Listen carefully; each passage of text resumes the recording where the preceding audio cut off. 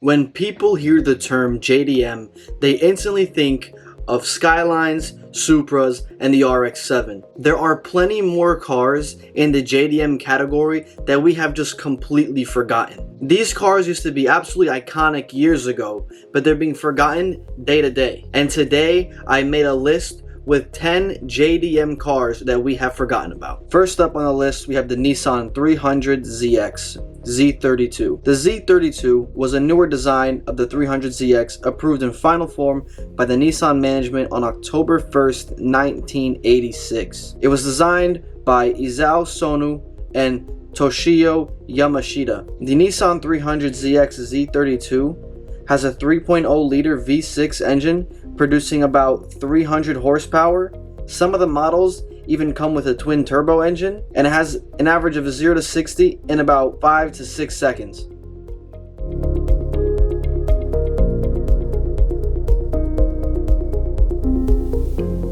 Next up on the list, we have the Mitsubishi 3000 GT. This car is a front-engine, all-wheel or front-wheel drive sports car. It was manufactured by Mitsubishi from 1990 to 2000. They were known in the Japanese domestic market as the GTO, but globally they're known as the 3000 GT. They have a 3.0-liter V6 engine that also comes with a twin turbo option. And with the twin turbo engine, the 3000 GT or the GTO, depending on wherever you want to call it, it can hit 320 horsepower.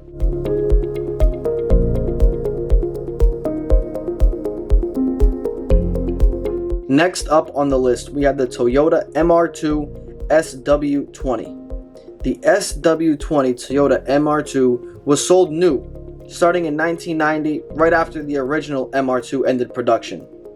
These engineers, once again, utilizes the forced induction to squeeze the most out of their four-cylinder, deciding to swap the original MR2's supercharger engine for a turbo. The SW20 turbo made about 200 horsepower with 200 pound-feet of torque from the turbocharger and the intercooler 2.0-liter 3S GTE inline four-cylinder engine. I know, that's a lot. And the 0 to 60 was approximately 6.1 seconds.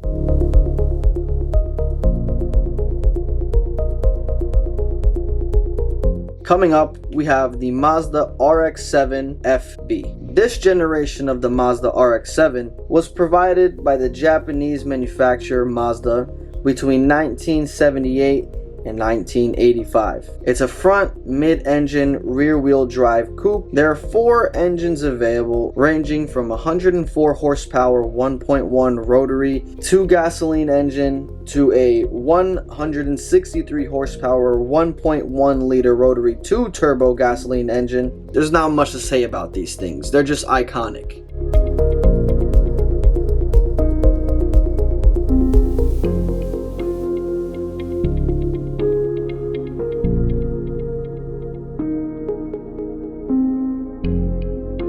Next up on the list, we have the Honda Civic EF.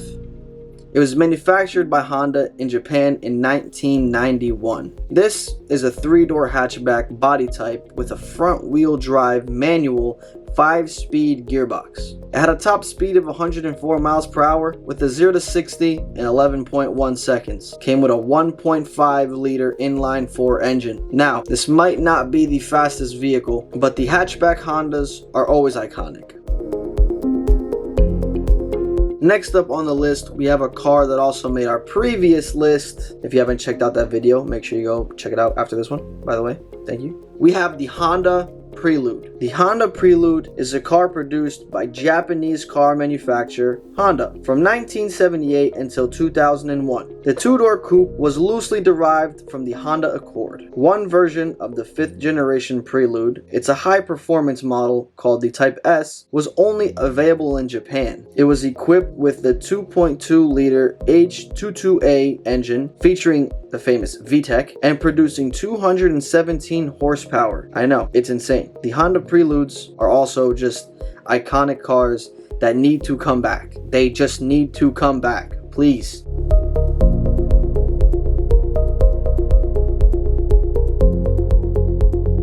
Next up on the list, we have the Lexus SC300. The Toyota Supra's sophisticated sibling, the Lexus SC300. It was an elegant design to the market in 1991. The SC300 housed the much-loved inline-six 2JZ engine. Although it's not the 2JZ GTE found in the infamous Supra, the 2JZ GE certainly doesn't disappoint. For the 1991 to 1996 models, they had a power output of 225 horsepower. In stock form, the SC300 had a 0 to 60 in 6.8 seconds. And don't forget, this thing has a 2JZ, meaning when it comes to tuning, there are endless options. Next up on the list, we have the Subaru SVX. The Subaru SVX, marketed outside Japan as a two-door, front-engine, all, or front-wheel drive coupe. It was manufactured by Subaru from 1991 to 1996. The SVX was noted for its aircraft-inspired window within a window side glass configuration. Yeah, it was inspired by an airplane. The Subaru SVX has a 3.3-liter 6-cylinder engine that produces around 230 horsepower. It is a 4-speed automatic as well as 4-wheel drive, which Subarus are known for.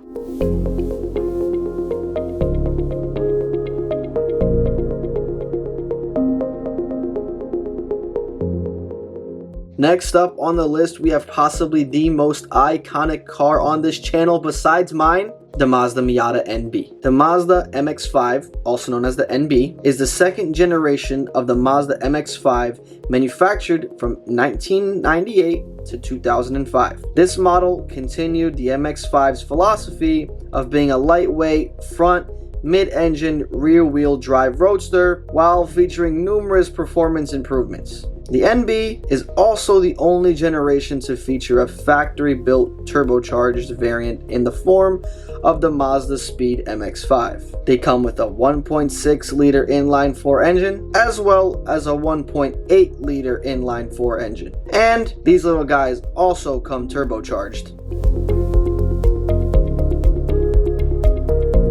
And last but certainly not least on this list, we have the Nissan Stagea. The Nissan Stagea is a station wagon produced by Nissan from 1996 to 2007. Alright guys, personally, I have never seen one of these in person, but I would love to, okay? It was originally produced by Nissan in 1996 as a direct competition for the Subaru Legacy touring wagon. The Stagea shares many mechanical parts with the Nissan Skyline. It comes with a 2.0-liter inline-6 engine as well as a 2.5-liter inline-6 engine. The most powerful engine happens to be the 2.6-liter twin-turbo inline-6 engine.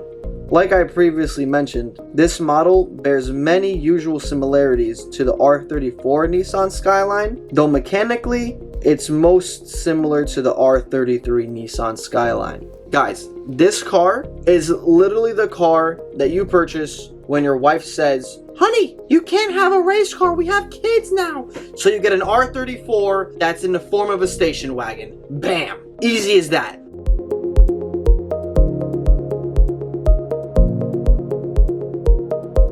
That concludes the list of the 10 JDM cars you have forgotten about. Suggest ideas that you guys want me to do down in the comment section. We'll make some more of these videos. I enjoy doing them. Hopefully you guys like seeing them. If you're not subscribed, go ahead and subscribe. Actually, I'll give you about like 5 seconds. Go ahead. Alright, now that you're subscribed, thank you for watching, and I'll see you guys next time. Peace.